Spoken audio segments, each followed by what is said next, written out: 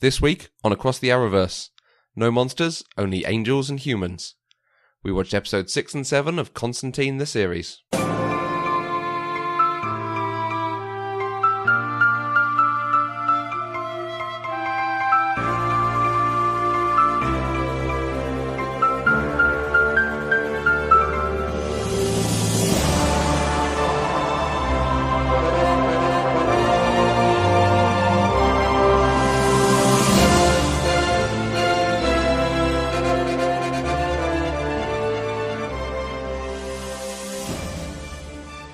Hi everyone, and welcome to the show. I'm your host, Matthew Bose, and I'm joined by Catherine Kay.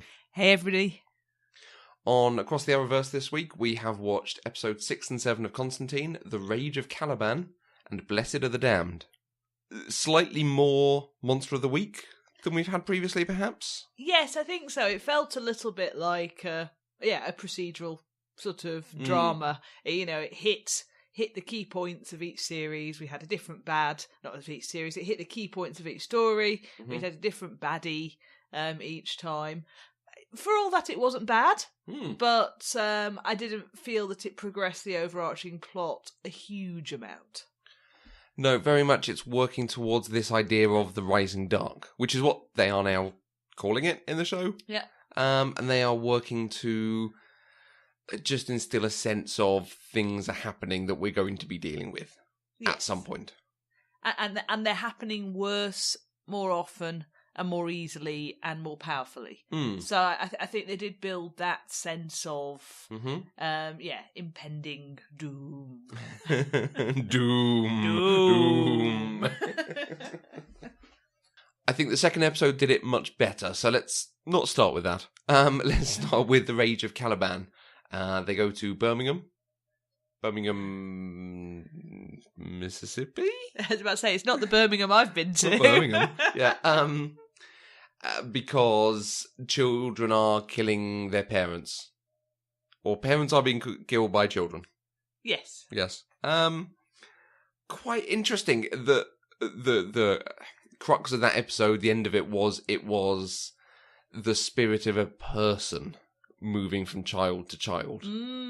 That's quite an interesting twist in this world that we've been set up to expect it always to be demons, spirits, monsters, something like that. But this is very much an X-File at this point. Right. I actually found this episode quite scary as well. Did you? Let me think. Did you? Did you notice the little squeaks that I was making? And you almost threw your food down yourself. But I mean, if it was going for proper horror, yeah. For me, this episode did hit that. I mean, I don't like things coming out of the dark. It does make me jump and squeak a little bit. But you know, if it was going for horror and scary, it got a big tick for that. I think it did it very well, and it was an appropriate episode to do it with because it was a human horror. Yes. It wasn't about a monster or something scary looking. It was people doing abominable things, which is the source of all good horror. Yes. I quite liked the effect that they did with the boy's eyes. Well, whatever child's eyes, when he was about to be taken over and do something evil. You know, I just, that worked for me as an indicator of impending doom.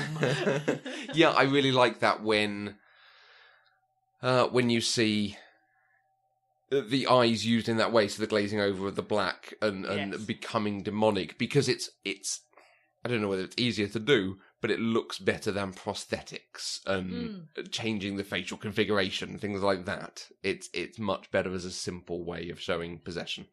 And I guess it sort of ties in with the eyes are the windows to the soul. Absolutely. Type thing. So yeah, no, I liked it. This was, just looking up, this was very much a horror director, a chap called Neil Marshall, who has done Dog Soldiers, The Descent. There's a few others in there, a couple of episodes of Game of Thrones, and including a previous episode of Constantine. Possibly the first episode. Yes, the first episode he directed as well, and he is listed, I think, as director of the upcoming Hellboy reboot. Don't know. Anyway, let's stop getting distracted. Yes. Blood of the Kong. So the director's also listed as doing Skull Island Blood of the Kong. Oh dear. Anyway, let's stop getting distracted with that. Yeah, the episode was very effective in the way it told the story. I liked seeing the parents of the boy having different reactions, but her believing this world. The mother saying, yes, something weird is going on here. And I've got someone who seems like he might know about it, so I'm going to go and ask them as an expert. I fully appreciate that. I fully appreciate someone buying into this, because largely we would. If someone came to us and said there's something weird going on here and we had seen weird things, we take it a bit seriously. Yes. So, yes.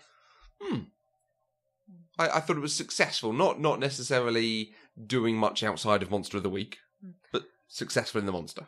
The other thing in this that I really enjoyed was, I think it was this one, where they were playing with the gadgets back in the house. Yes. And Chaz picked up the Sword of Truth. Yes. And I mean, it's not the first time we've seen someone picking up a truth-producing artifact and chuntering away in a way that they wouldn't do normally. But I quite liked it. It's sort of, I liked the way it led us into a little bit more of Chaz's background, and I liked the way it allowed Chaz to express his slight background irritation at the lack of attention that John gives to his feelings sometimes. Yeah, so Chaz wasn't even in the second episode, so this is a great point to discuss him. Yeah, this was fundamentally treated the same way they treat Wonder Woman's lasso. Yes. The exact same jokes we had in a couple of different films. Both Wonder Woman and Justice League did that moment. Yes. I quite like that they've clearly developed his backstory, but they're giving it to us piecemeal. So we get a hint about Renee, was it? Yes. Which then is referenced in the next episode. He's trying to make amends with his daughter, so it could be the same person, but we don't know. I'm assuming either it will become all known in these episodes, or it was planned to be. Yes. Or the series got cancelled before we ever find out what Chaz's his backstory is going to be, but hopefully not. Yeah, hopefully it will come to something. That's always possible, and that feels a little bit like Firefly, where they had a lot mapped out, and then it never came to anything, which does speak to perhaps shows don't do so well when they have so much riding on them. But it's quite nice because, again, like I've said previously, it's believable to reference things in that way, to not give exposition on them in huge detail as oh, that's the first time you've mentioned it. Why don't you tell me who Renee is? Exactly. And also, given that they're painting this character as a good man, but not necessarily the most chatty, it wouldn't have rung true for him. I mean, they'd have had to write a scene where he got absolutely blisteringly drunk and unburdened himself to actually have him expositioning his backstory to someone and it not actually break the character. Yeah.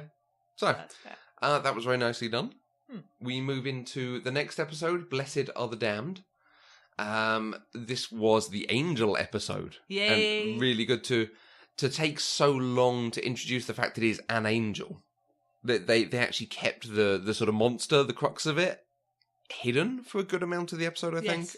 I think it was stronger because of that the preacher is doing good things, and we're not told that he's necessarily a bad man from the start.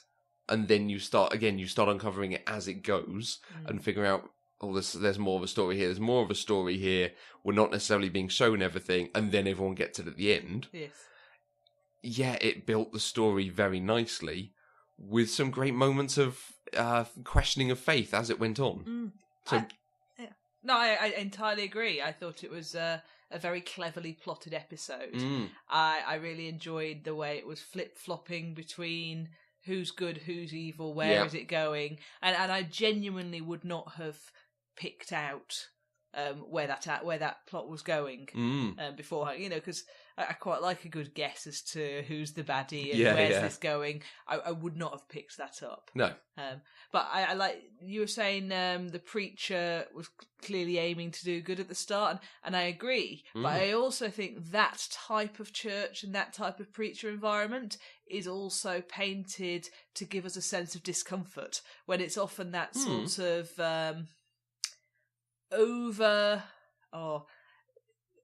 overtly zealous, religious, laying on hands and healing. Yeah. That's often painted in a TV series as something with sinister undertones. Yeah. Always a con. Always a con, or there's something dark going in the background. That to me is the stereotypical painting of that sort of church environment on the telly. So we're going from the instinctive reaction of, oh, something dodgy's going on here, to him clearly seeming to have good intentions, to bad, so lots and lots of good flip-flopping. And it's not just the church that's always painted an interesting light in other shows. The people who attend that sort of place are always shown to be desperate and in need of it and wanting to be duped for whatever reason. So it adds to that sinister feeling because it's preying on people who have this need. And that became part of the discussion between John and Zed about why the people were here. And we were addressing it as well. We were discussing it. It wasn't just being...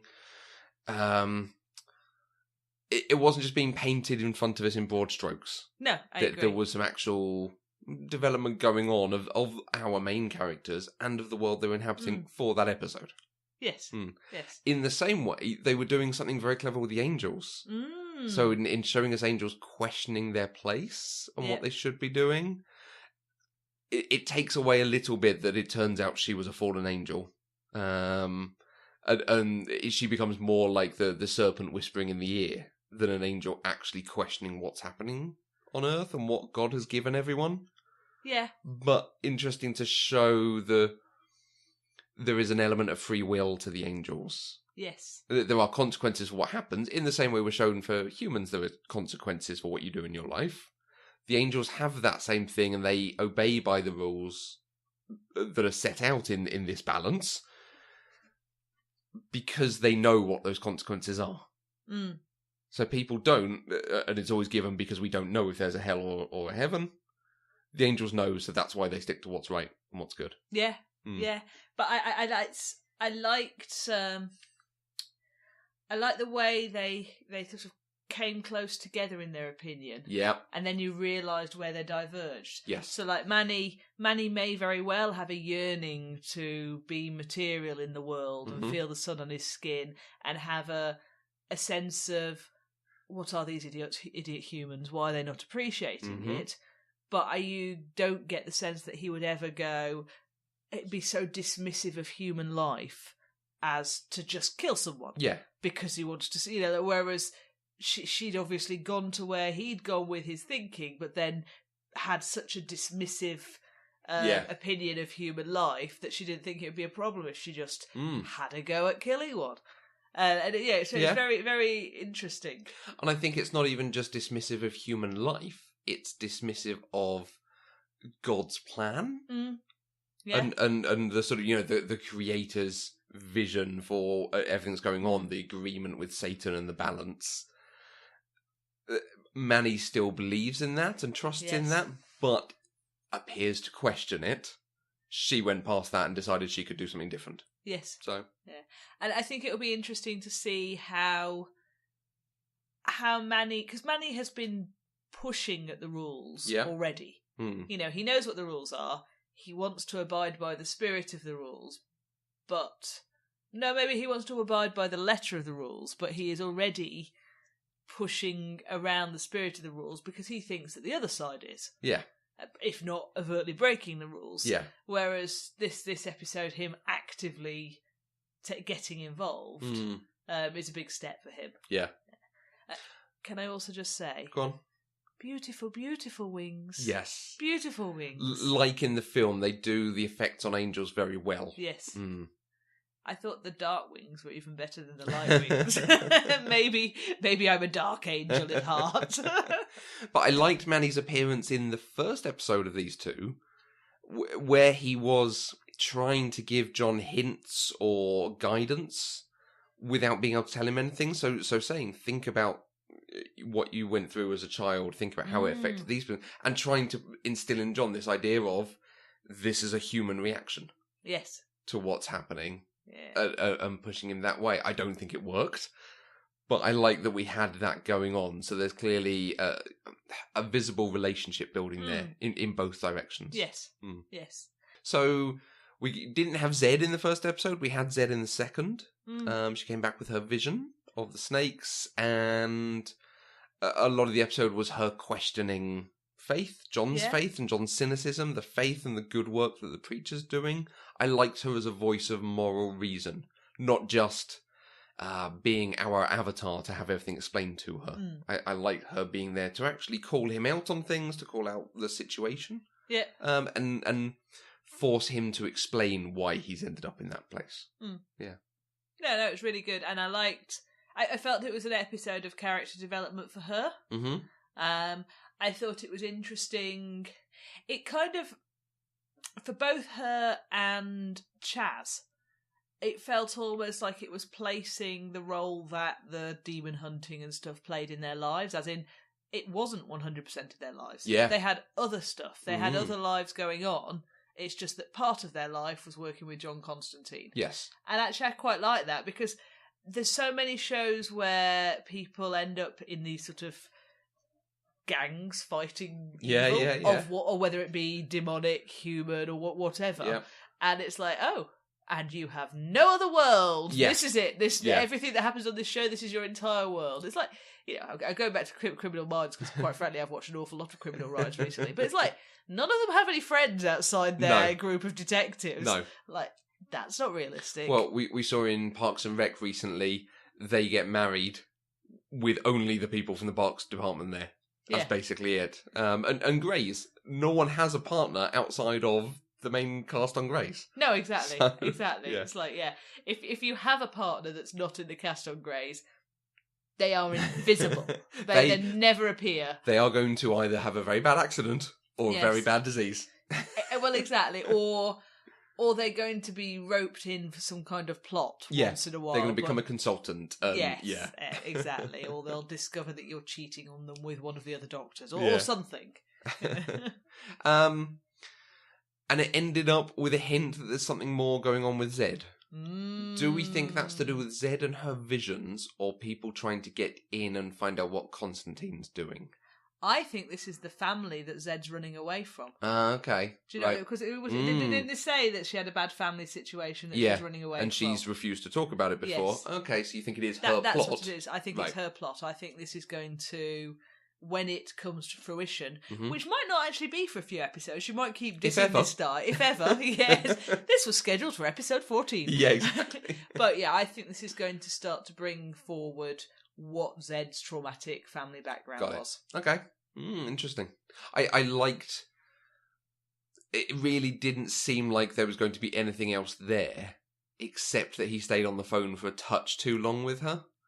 Just during that call, there was a sense of, oh, we're supposed to be getting something more from this scene than her just brushing off a possible date. And then it gets to the end and you see there's someone else in the cab with him. And also, it's not realistic. If someone stood you up and you're literally at the restaurant, and you're like, oh, you forgot. Oh, well, that's maybe other people are just nicer than me. I'd be hacked off and they would never get another chance. I've never been stood up, so I wouldn't know. We also wanted to say thanks to Tom, who sent us a great email about the show, saying that he was enjoying a show that covers the Arrowverse and looks across it, each of the different shows as a single unit, even if we don't enjoy them, like Catherine and Legends of Tomorrow. No comment. He asked a question about Black Lightning, which has just started over here on Netflix. I think it might be on the CW in the States. And whether we're going to be covering that. Black Lightning is arguably in a world that's aware of the Arrowverse, if not a different Earth, if we're taking the Arrowverse description for them, because it's developed by the same companies. We're watching it. I think we want to see where it ends up and how the show goes before we decide quite how deep we get into it. Certainly at the moment we're enjoying it. Yeah, I think it is very good. It's doing a lot of very good work. So we're gonna see whether it's something that we have the background to discuss and whether it's something that is open to a wider discussion. Perhaps it's going to be, once the season is finished, we'll do an episode about that whole season. Yeah, but I don't think it's unless something changes and it actively starts sort of weaving itself into the other 4 shows. It probably doesn't sit quite so well as a set piece. Whereas the other 4 shows are deliberately woven together and Absolutely. come together for their crossover episodes. And I think that's one of the reasons we talk about those 4 together, and watch them at a pace that it makes sense to talk about particular episodes each week. Yeah, absolutely. We've said before, one of the reasons we do this is because each week is almost 4 episodes of the same show, just with different characters and different stories, because of the way the crossovers happen. Yes. And the way it treats each different universe. And we felt there wasn't anyone else doing that sort of discussion across them, so that's why we thought we would do it. Black Lightning, like you say, clearly a separate piece, something very separate. It would be interesting to see it included. I think this would be the discussion on Black Lightning, but I would really like to see him pairing up with the Flash. Yes. And Green Arrow. That would be quite fun. Yeah, no, definitely. And there's a lot of good stuff going on in Black Lightning. Yeah, it's very enjoyable. Yeah. So thank you very much, Tom. If you want to email us, you can find us podcast@eloquentgushing.com, or you can find us on Twitter, Instagram, Facebook. Just find /eloquentgushing, which is our production company. Don't forget to check out our Patreon page at patreon.com/eloquentgushing, where you can help support us and gain access to exclusive content for all the shows. And check out our homepage, eloquentgushing.com, to look at our other shows and sign up for our weekly newsletter. Thanks for listening, and we'll see you across the Arrowverse.